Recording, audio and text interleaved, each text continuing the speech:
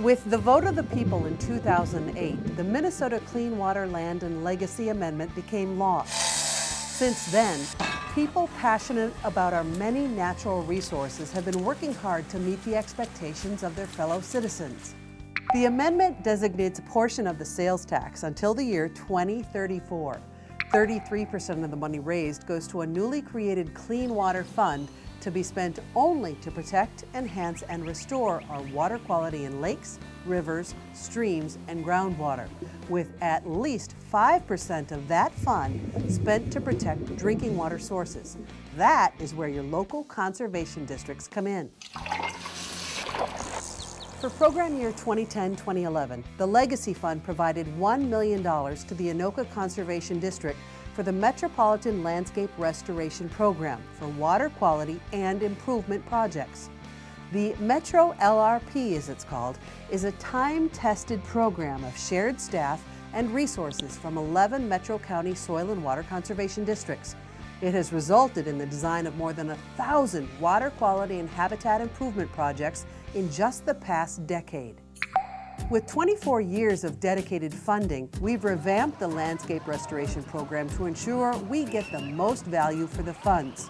This program focuses on putting the best project in the best place at the best price. Now, this is being accomplished through a process that'll result in at least 22 stormwater retrofit assessments, 150 project designs, and the installation of 75 water quality improvement projects, using only $50,000 for program development and oversight.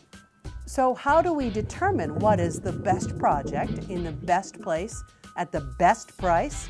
It's an 8-step process.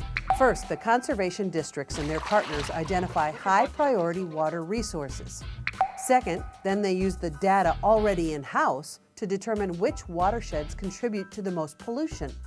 The third step brings in additional stakeholders such as cities, counties, lake associations, watershed districts, and water management organizations to help get the projects in the ground.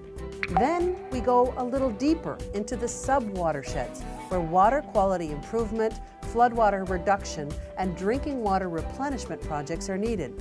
Step 5 determines which type of project makes the most sense for the site.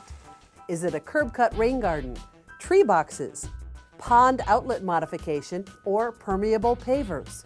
Step 6 gets into the design process. We model the project to determine the cost and core benefit using different models available, including WinSlam, HydroCAD, and GIS. Next, the data is compiled into an assessment report, and finally, we build it. Much has been done already. Between March 1st and December 31st of 2010, we've already completed more than a dozen sub-watershed stormwater retrofit assessments, with 17 more waiting in the wings. The goal is to design 150 projects by the end of the year. 99 are designed already. Weather permitting, our goal of completing 75 installations by December of 2012 is doable. 6 curb-cut rain garden installations have already been finished. 2 stormwater pond outlet modifications have been installed, and 32 pending projects are waiting for installation once the ground thaws. If we're going to fulfill the mission of the Minnesota Clean Water Land and Legacy Amendment, then we need to recognize that the need is great. The first 13 assessments identified more than 1,700 projects at a cost of nearly $5 million for installation and maintenance over the next 30 years. It's a lot of money, but consider the lifelong impact.